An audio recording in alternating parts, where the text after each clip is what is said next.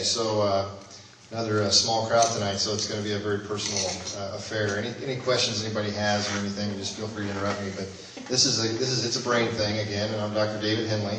The surprise today is that I had advertised there's going to be a talk by Dr. David Spangler tonight on sort of the connection between the mind and the body and some of the illnesses, medical illnesses that affect the brain and psychiatric illness, and vice versa.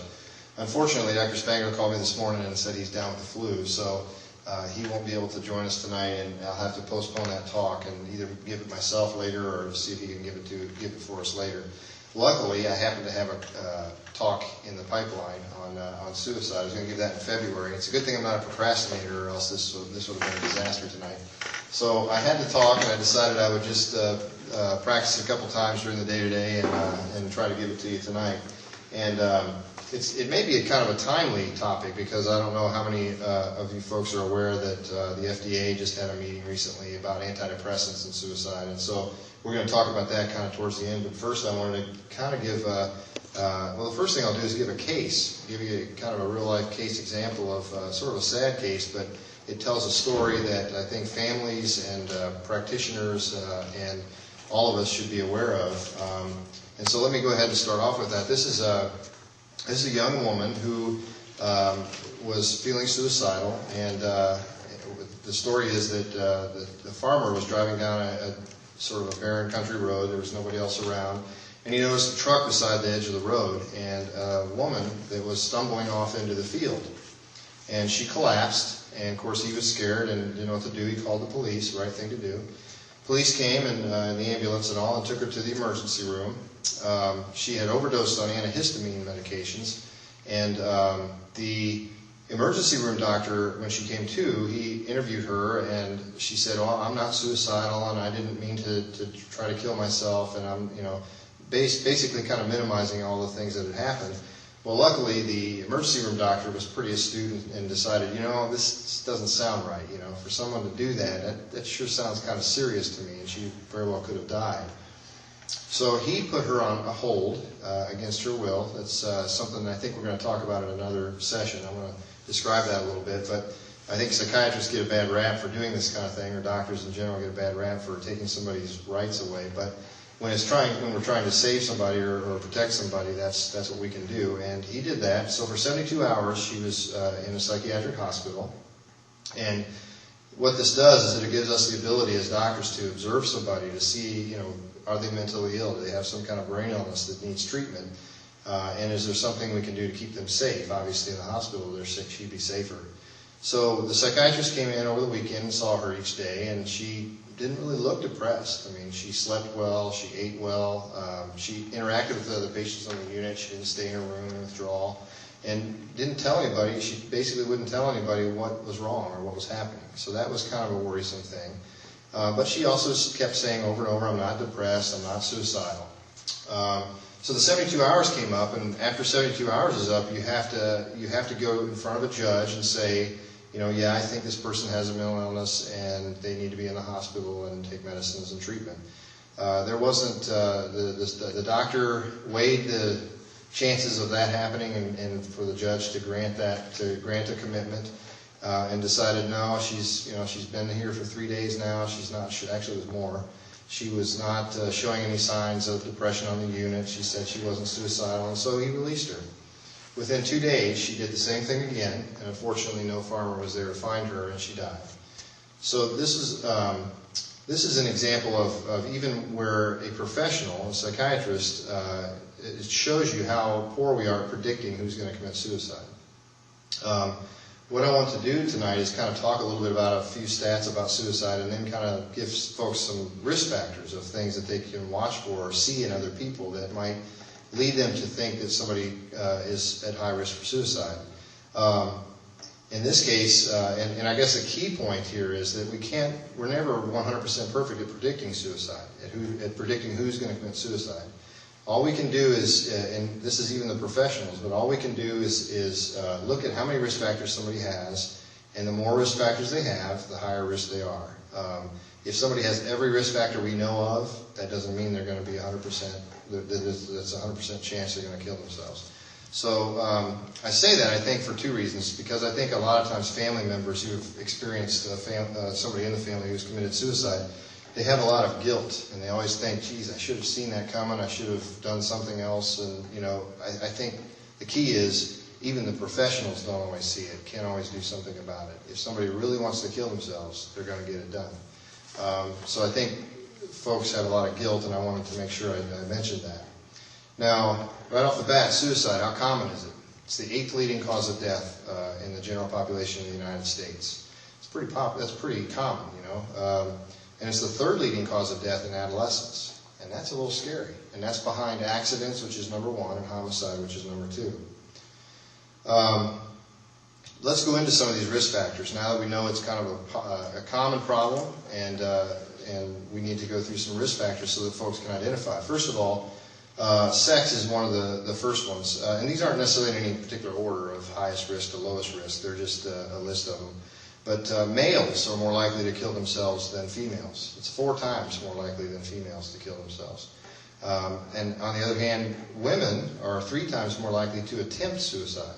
Okay? So think about that. So the women attempt it a lot more than the men, but the men get the job done a lot more than the women. Why?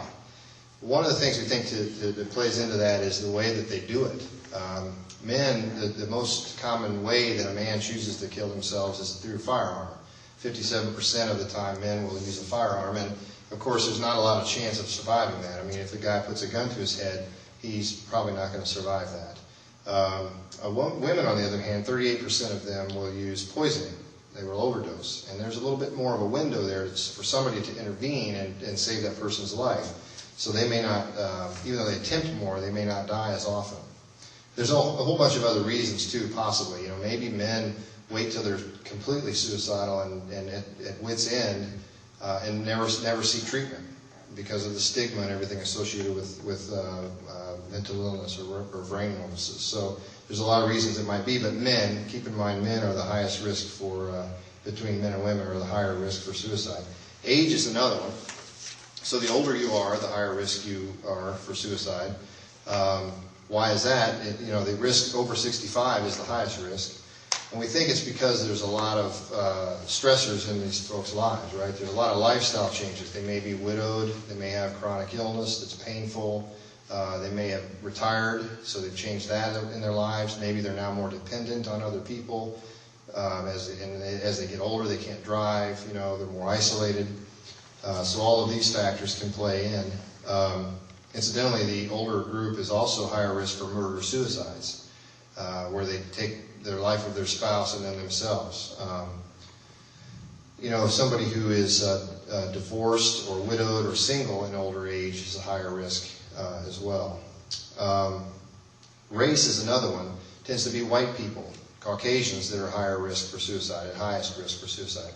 Now that's in the U.S., but there was also a study that included 53 different countries, and they've noted that folks with lighter colored skin had a higher, regardless of age or sex, had a higher risk of suicide than those that had darker colored skin.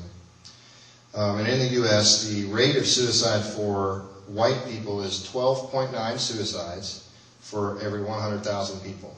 Okay, and it doesn't sound like a lot, but I mean, hopefully these are things we should be able to prevent at some point. The lowest rate is for black folks, and that's 5.3 suicides for every 100,000 people. So there's quite a big range there. These numbers are from 2004. Other folks that have high rates, and the American Indian people and Alaska natives are 12.4 per 100,000. It's almost as much as whites, so they're pretty high as well. But on the other hand, the Hispanics and Asian and Pacific Islanders have lower rates, down around where African American folks are. Geography is another risk. For some reason, the western states and then Vermont. I don't know why that is exactly. But in the U.S., that's what the rates show. Rural areas have a higher risk than urban areas. Now, I don't know why that is. I've thought about that. It may be isolation, maybe. It could be poverty, maybe a little more. I don't know. Globally, when you look globally, I know some of the folks, actually had a gentleman from Finland the other day that talked about, I made some comment on one of my talks on social phobia about the commercials that the drug companies are using for social phobia and social anxiety disorder. He emailed a little comment and said, We don't have any social phobia commercials here. So I always kind of have to keep a global perspective a little bit as much as I can. I don't do that very much, but here's some global numbers or stats. The highest suicide rates are in Hungary and Finland, and the lowest are in Greece, Mexico, and the Netherlands. And the U.S. is in the middle. Now, season is another thing. Season is another risk factor. So we talked about seasonal affective disorder in here, and we talked about how when the days become very long or very short, and there's a lot of darkness, and that tends to be a higher risk for depression and then suicide.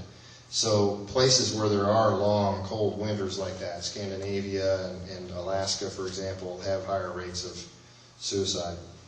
Occupation is another risk factor, and I think it's probably not something inherent. I think it's the stress that's involved with the different occupations.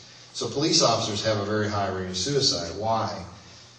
It's been speculated that perhaps it's because they work awful long hours. Well, we all work a lot of hours, but besides that, they witness scenes that the rest of us don't necessarily see in our lives.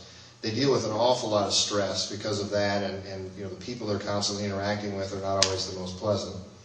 They have high divorce rates. They're kind of encouraged. It's sort of how we talk about the stigma in our society. It's even worse in the police force, I think, where they're encouraged not to discuss stuff that bothers them and stress and things. They have quick availability to guns, obviously, right? So that's another thing. And then they have a high rate of alcohol use. So you put all that stuff together, and that's a pretty high-risk profession for suicide. This one depressed me a little bit, actually. Physicians have a high rate of suicide. It turns out that in the United States, the medical field loses the equivalent of a medical school class to suicide every year. And that's pretty bad. And it seems to be physicians that deal with terminally ill patients that have the highest rate of suicide. And dentists also have a high rate. I don't know why a dentist would have a high rate, but I remember learning that in medical school, actually. There are some social, cultural, and economic factors, too. Like any kind of economic downturn, and economic depression is even worse, probably because of the poverty and folks struggling to get by.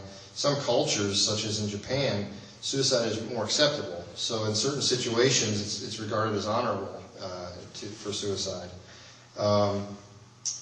Another risk factor is availability of firearms. So somebody who has, like in the United States, of course, it's pretty easy to get a firearm here. Some countries it may not be, but here we have a higher rate partly because of that. They are the leading method of suicide, so it's of completed suicide.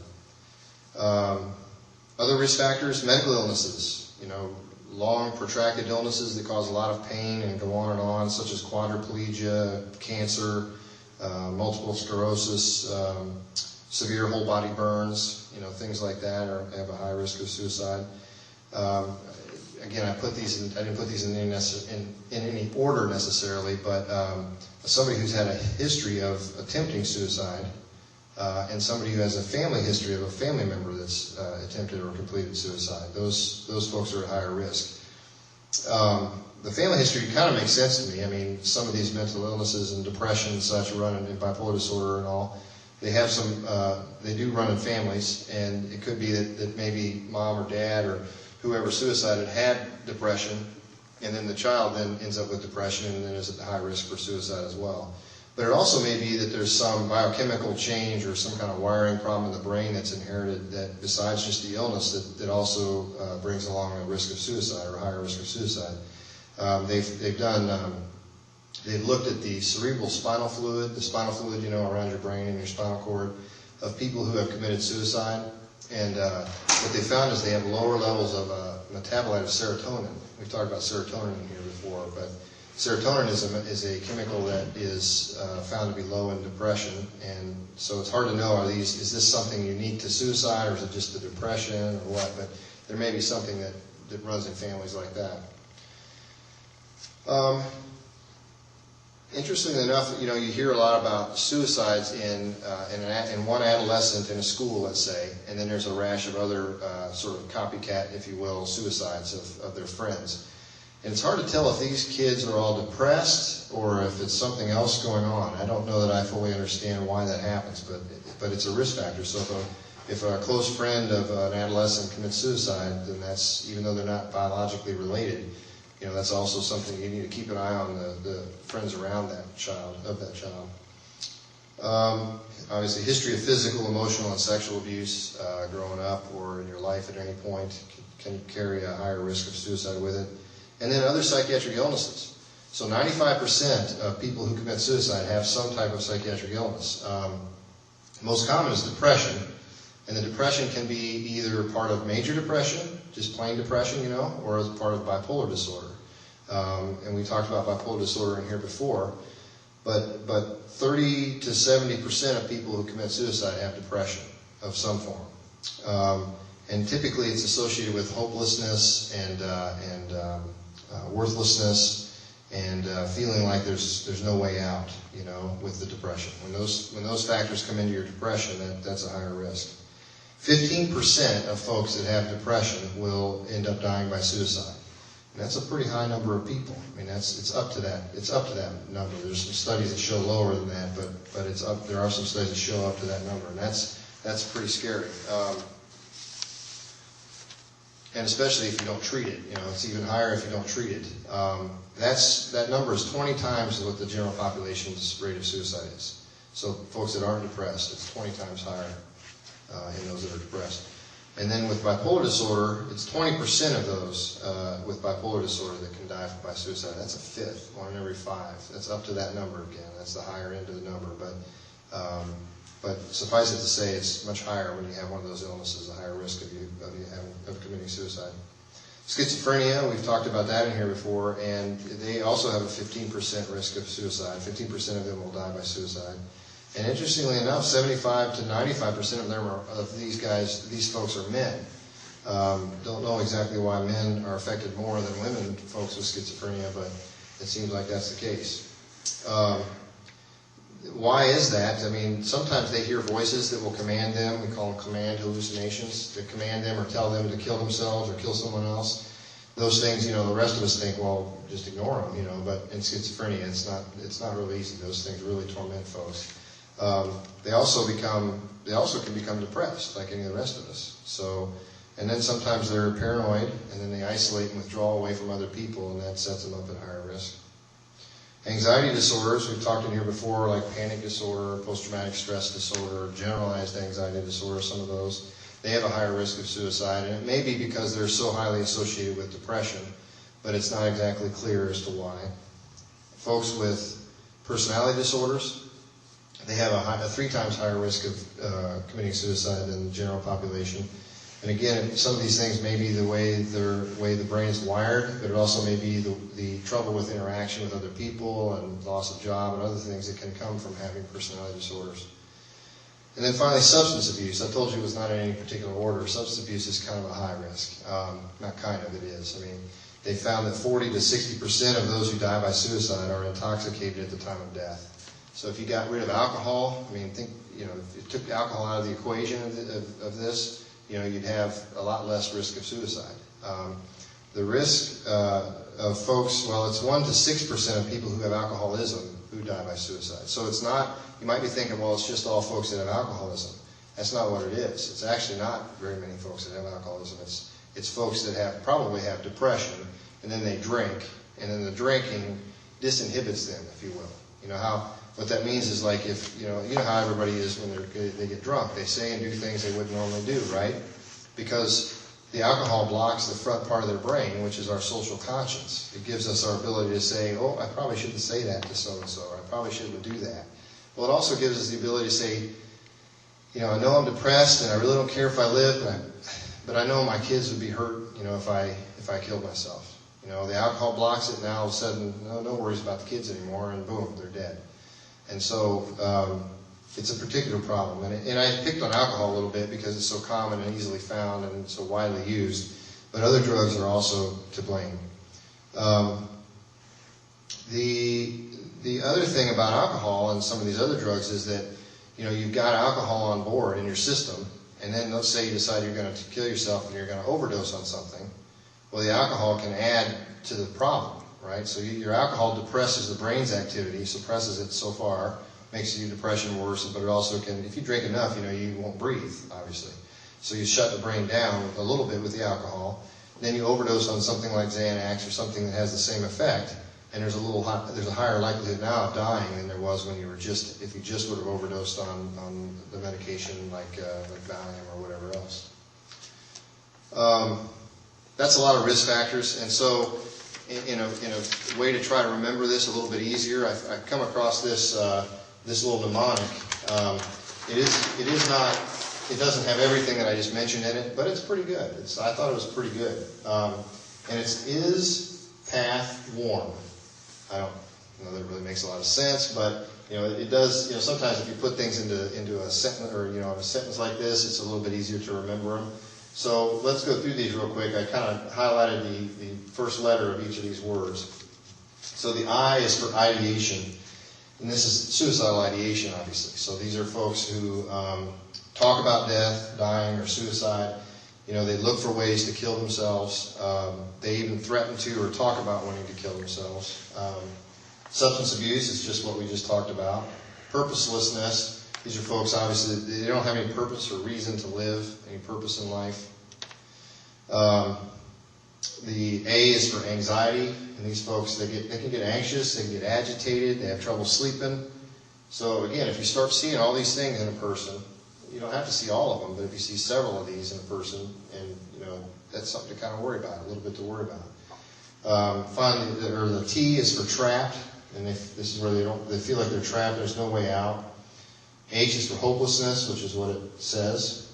Withdrawal, so this is social withdrawal, away from other people or contacts. That's always a little bit of a warning sign.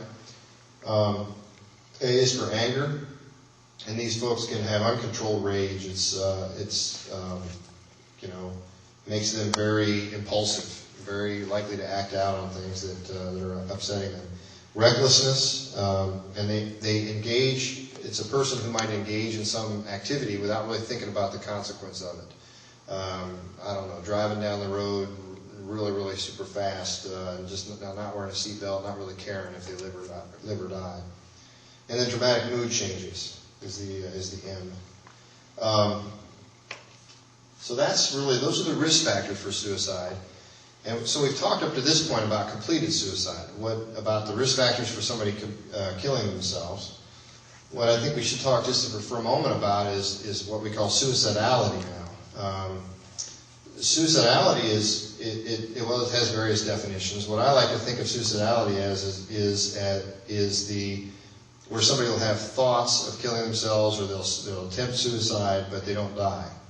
But the intent is to kill themselves. Okay, so again, the idea is it's the intent. It's what do you want to do when you're hurting yourself? Do you want to die? Because there are a lot of people who hurt themselves, but they don't necessarily want to die. So, are they suicidal? Not really. I mean, if they carve superficially cut their boyfriend's initials in their arm, they probably are smart enough to know that's not going to kill them. And they're probably doing that for some other reason besides trying to kill themselves. Okay. So you have to sort that out, and sometimes that can be kind of difficult. I guess you might think to yourself, what the heck why would somebody cut on themselves? Why would they hurt themselves if it wasn't for suicide? There's a whole lot of reasons for that, and in my experience, I can tell you kind of what I've seen and what I've had patients tell me. The cutting or the hurting, it doesn't have to be cutting. It can be sometimes folks will burn themselves with a cigarette. Sometimes they'll hit themselves. Sometimes they'll, bang their head. There's a bunch of different ways to do things to hurt yourself. But why? The answer, it varies. You have to ask each patient, each person. But some people feel sort of emotionally numb, and so by causing themselves physical pain, it sort of wakes them up, so to speak, I've heard that. I've heard somebody say that before. I've also heard people say that they don't feel real, and there's a and I don't know, some of us may not have experienced that before, but it's called derealization. It's where you feel like things around you are a movie. It's not real, and you're not real, and nothing around you is real. So sometimes they'll cut, and when they see the blood, then they think, it's like a realization that, okay, I am real. I felt that. I see the blood. It somehow sends a message that they're real. That sounds bizarre, but that is something that I've seen before. Some people do it to punish themselves. It also sounds a little bizarre to a lot of folks, I think, but I can see, these are folks that a lot of times they've been abused, they've been beat on, they've been cut by their parents or hurt by their parents really badly, and then they do something as an adult or a young adult that they think is really wrong or that they've screwed up in some way, and they feel like, well, I need to be punished, and they cut on themselves. So there's all these reasons, and I think the key is if you have somebody who's doing something like that, you want to seek professional help. I mean, don't try to figure it out yourself, because it's very hard to figure out. Even for the professionals, it's hard to figure out. But if you try to figure out yourself, you may be wrong, and this person may end up killing themselves. So you got to be very careful with this stuff. I think sometimes I've seen where family members will sort of blow off the early signs that somebody's suicidal. Some of this stuff, they'll blow it off and not get the person any help because they think it's just a behavioral issue or a tantrum or something that they're throwing. But I don't think that's very wise, because it's a sign that there's something wrong regardless. Whether or not they're suicidal or not, it's a sign that something's wrong. The other thing that's a problem is sometimes, that's hard to figure out with suicidality, is sometimes people won't realize that what they're going to do to, let's give an example. A boyfriend, girlfriend are fighting. The boyfriend wants to break up with the girlfriend. She says, no, I can't live without you. And she takes 5 or 6 Tylenol in front of him. Okay? Now, she's right in front of him, so you kind of have the feeling that she knows that he's going to get her treatment, and so she probably doesn't really mean to die. She probably is trying to send a message to him or draw him out, draw him closer so that he can be the rescuer and protector. I've seen that very often in the hospital. But sometimes what will happen is the person will do something that they think is safe, So instead of 5 or 6 Tylenol, they think, well, Tylenol's over the counter, I'll just take the whole bottle. And they take 30 or 40 of them, okay? Unfortunately, Tylenol can kill you, So they do that, and it's again, do you call it a suicide attempt? I don't know. That's you have to take each case individually, but probably the intent was not to die. It sort of depends. You'd have to ask that patient and just look at the whole situation. The intent, the case I gave you earlier, the intent was probably obviously to die. I mean, she did it in the middle of nowhere. If she wanted somebody to find her and she really didn't want to die, she wouldn't have done it in the middle of nowhere. So she had the intent all along, but she just she would not let anybody in, would not tell anybody about it. So much so that she pulled the wool over the eyes of the treaters, the professionals, got out of the hospital and did it. So, again, seek the professional help. And I'm going to go into for a minute what you should do if you suspect that somebody's suicidal. As a matter of fact, we may as well just go into that now. So you suspect that a family member or a friend is suicidal. Okay, the first thing you want to do is, anything that's like of very high risk right around the person, let's get rid of that. So knives and medicines or anything they may use at the spur of the moment right now to hurt themselves, let's get rid of. Second thing is engage the person. Try to talk to them about how they're feeling and what's going on. You don't necessarily need to be their counselor or anything like that, but you do need to be non-judgmental. If they say, I'm feeling depressed, I got to admit to you, I just don't care if I live anymore, You can't go, oh my gosh, and freak out on them. You can't do that. You have to be non-judgmental, and you can't, be, shocked and all this stuff. You have to kind of maintain a level head and talk through it with them. You don't want to swear to secrecy because you can't keep that promise. So if they say, I don't care if I live anymore. As a matter of fact, I've really been thinking everybody else would be better off without me, and I bought this gun the other day, and I'm really thinking about killing myself. But I don't want you to tell anybody. You can't tell anybody. I don't care if you're their best friend in the world. That just doesn't make sense, right? I mean, you got to say something to somebody because that person's going to end up dead, right?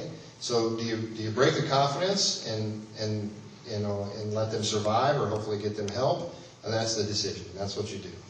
Because they're influenced probably by depression or something that's making them not think rationally. So don't swear to secrecy for it all. Now, there are different scenarios, okay? And so it's a little hard to tell folks what to do, but I'm going to give you sort of 3 common scenarios that I've seen Each case is unique, so you kind of have to think through it a little bit yourself. But let's say you're sitting with a friend or a family member, and they say, you know, I'm really, really depressed. I just don't care if I live anymore. At that point, of course, support them and do the things I just mentioned. But you need to, at that point, you need to have a really hard discussion about them getting in to see somebody professional, and sooner rather than later, because you know that's sort of the first step. I don't care if I live or not. Do you see the difference, by the way? I mean, I don't care if I live or not is not the same as I'm going to kill myself tomorrow, right? I don't care if I live or not means, you know, if God takes me overnight, I wouldn't care, but I'm not necessarily actively suicidal. Does that make sense? But so that in that case, there's probably time, a week or 2 weeks or something, to get that person in to see a therapist, to see a psychiatrist, psychologist, to get help. Okay, so you have a discussion with them about doing that. You try to get them in to see someone. Now, let's say 2 weeks goes by, and like it is in the real world, unfortunately. Let's say now it takes a month to get in. So 2 weeks go by, and the person then starts to say, I really, I told you I was depressed and didn't care if I lived anymore. The more I've been thinking about it, I think everybody else would be better off without me. And I went and I bought a gun the other day, and I'm thinking about killing myself. The gun's not right in front of them. It's not like you're worried they're going to just draw the gun and do it right that minute. But that's fairly much of an emergency, okay? You don't have to call 911, but if you can convince them to go to the hospital with you, you need to get them to an emergency room. Now, if they won't go, then you have to decide. But I would probably err on the side of caution and get somebody out to intervene. But if they'll go with you, then you take them to the emergency room, and hopefully, you explain the situation, and they get seen by somebody pretty quickly, and either get an appointment that day or the next day or sometime really close to get started on some treatment for the depression or whatever it is. Get diagnosed with what could be causing that.